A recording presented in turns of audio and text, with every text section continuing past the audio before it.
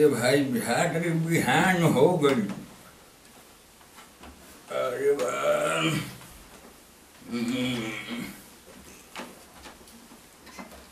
मुर्गा बोला तरन सब बिहार के बिहान हो गई। चल के देखे तो पहले घर घूमना केने रात भर तक घूमत है। हमारो सुतल मुश्किल कर दिले बा। हम चल के देखी केने बा घरे बा कि कहीं गई बा।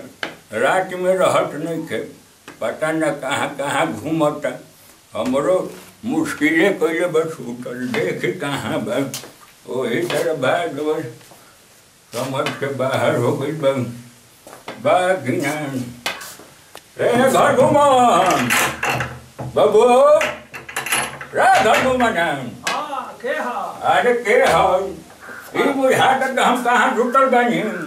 अरे दादा सुतल बड़ा तो सुतल हमारा कहे नुकसान कर बड़ाने कब बजता भी। अरे तू हीटर के लगे न सुतल बड़ा हीटर रात भर जरा बता रहो कोनो सरकार के तहरा बिल देवे के भाई हमरे के सुतौले बड़ा पलानी में दलानी में बहरी बरामदा में बूढ़े लोग बहुत भई भाई। तो बूढ़ लोग दलानी में सुतला हम होने हीटर में सुतल बन तारा का दुख बा तारा डाह लगता हमारा। अरे डाह के बात नहीं खेले बबू ये बताओ कि हमरा घोने बेर भी छावना लगल कोई पूछे ये है कि कैसन बारा नहीं खा बताओ हमरो। ई बताओ तू चुप रहो खइला आ खा होकर ओकर बाद सुतर ला रात का पूछेगा बा मुंह तिया होते बड़ो अपने मन लहला ठीक बढ़ले बधैले बने अब का चाहिए। ले घटनी सब है एक मतलब बूढ़ भाई का मतलब यह नतीजा हो हां ये बताओ कि कोई पूछे है के पूछो पूछले हमरा से हां का तारा ठंडा लगता ठंडा हमरा सब हमरा ये बुझाता तो पता ना हम काहे बबुआ मुंह पर धुआं फेंकता नहीं। हां मुंह पर धुआं फेंकता हां देख ना हमरा मुंह पर हमरा बुझाते न थे।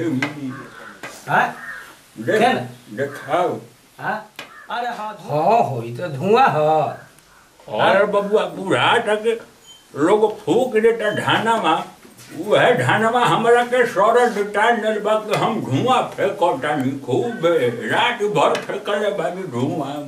अरे जाए विपत है धुआं हतारा धुआं सौर टानता धर के। अरे बबुआ के बताओ ना धुआं ना तो का है पूस माह में धुआं चली आके है सौर टल्ला बता ठंडा पड़ता है। अरे ठंडा कौन ठंडा रे बबुआ ठंडा यही में तो बूढ़ पुराने लो जाला लो। अरे बाप रे बाप के का कहते रे बबुआ जल्दी व्यवस्था करने तो घर गइए बजे ठंडा हो ठंडा खाली लागो रहे का हमर हड्डी में दर्द हो गई। हड्डी कितना लो चल जाला तारा हड्डी के बात। अरे यार व्यवस्था कुछ है कोई जा कुछ आगे पानी के व्यवस्था करने तो हड्डी में ठंडा लग जाए तो बड़ा मुश्किल हो जाए। अच्छा रहा तब हम आगे एकदम फुकत है आगे की व्यवस्था करो। अरे जल्दी कर रे बाप रे ठंडा हरी ठंडा हो अरे जा तनी धराई बूढ़ तो हराम कइए जाला बा लेकिन अब केना मत लेकिन यह ठंडा में कितना बूढ़ चल जाला तो का करी आगे फूकी हम।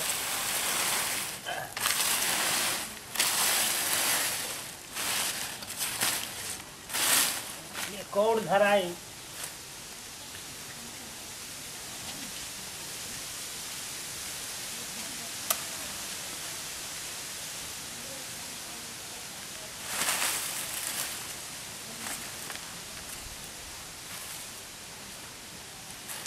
आओ आओ लोहा भाई बा सन बिहार बहुत है सन बिहार बहुत ठंडा हो हीटर से टोले बाप। अरे बाप रे बाप अरे बाप रे बाप कहाँ बाप रे अरे बैठी बाबा अरे कहाँ बैठी रे अरे जड़ खोर मत जाई है ठंडा वाला में बाप रे बाप अरे मन तल फला जाता रे बाबू बड़ा ठंडा बा। अरे दादा अरे अब अरे तन जाब रे बबू तनी दे यहाँ धर मन घेरे दादा अरे कर दे दादी। अरे बाप रे हाय आगे तब आराम से अरे आग तप रे अरे बबू अरे ये बुझा तक हमारा काटना बढ़िया आनंद मिले दादाजी मन टंटना गुलो। अरे बबू पूछ मत मन एकदम टनटना गई अब बुझा तक एकदम हमारे मन में हरियाली हो गई थी आहा हमार नींद नुकसान करो नु। अरे नींद तो जीवन भर सूते के बाद, लेकिन हर देख सब बबुआ आहा मन हरियर हो गई। कितना खुशी के बात हुआ।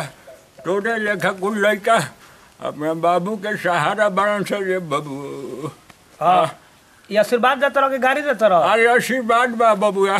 आशीर्वाद बा। अरे बढ़िया से रह जीवन भर। बूढ़ के हटना हेल्प केहू करता केहू नहीं से करत। आ इहे करी तो बतावे धरती पर कटना सौभाग्य के बात बा। राम बा हमार बूढ़ो भैया पर हमारे वही लड़का बा कि हमार सहारा बा। रात में भी हमरा ठंडा लागत रहल है, लेकिन हमारा बुझाई है कि लोग धान काट के फूक देता खेते में, एकरे हम सरल टान ले बन के धुआं फेंकतनी। लेकिन हमार लड़का के कहना में रह धुआं तू नहीं खा फेंकत, ठंडा के असर बा। तो देखी आजकल तो लड़का ऐसा कमे बड़न सर, लेकिन देखी अपन नींद हैरान करके हमरा के आगे फूकलसिया। हमार मन में कतरा बढ़िया खुशी के बात बा। ऐसने लड़का सब केहू के भगवान देशवा बूढ़ के लोग हेल्प करो तो कितना खुशी के बात भई रहुआ सब तो देखबे करनी। लेकिन इहो हमारे एगो बात बा, श्रेया फिल्म एंटरटेनमेंट से हमनी के जुड़ल बनी जा। रहुआ सब लाइक करी, कमेंट करी और घंटी जरूर बजाइए। कमेंट में लिखी के ये बुढ़ावा के ठंडा के का असर भई है कि ना भई है, कुछ तो लिख के विदा करो तो फिर रहुआ अगला वीडियो में मिल जाई। हमार है भगत जी बानी लोग यहाँ प्रचलित बनी, लेकिन यहाँ से सुनी हटारे बबुआ हमार। नमस्कार प्रणाम भाई, हम दिनेश कुमार भगत जी है नो। ये कैसन लागल है ये प्रोग्राम, एकरा में कमेंट करके बतावल जाए कि हाँ एगो मैंने बूढ़ के एगो बाप के बूढ़ बाप के मैंने लड़का कैसा मतलब कि सहारा के लिए है। वही तरह सब मन लड़का के ये चाहे कि बाप का अपना मतलब कि ठंडा में सब देखे के चाहिए। यहाँ के कहने हैं कि हाँ मैंने कि बूढ़ पुरानिया के रात में भी उठ के देखे के चाहिए कि हाँ का उनका तकलीफ बा, का घटल बा, का बढ़ल बटे, ये देखे के चाहिए। यहाँ के ठंडा लगल तो हम देखने हैं कि हाँ हम आगे फूक के तपैने हैं। हमारे यह सबसे हाथ जोड़ के गुजारिश बा कि बूढ़ पुरानिया बाप के अपना बस तनि ध्यान दे रखब लो। और यही के साथ हम ही कहब कि श्रेया फिल्म एंटरटेनमेंट के मतलब कि वो लाइक करी और कमेंट में लिखी कि हाँ कैसन लागल वीडियो, और आवे वाला वीडियो में और भी अच्छा मतलब कि वीडियो हमने के लिए जा रहा सबसे ये सब कामना बाटे। और कमेंट के बाद घंटे के जरूर बजाए बस ये हमारा सबसे विनती बा। नमस्कार, सबके प्रणाम बा भाई।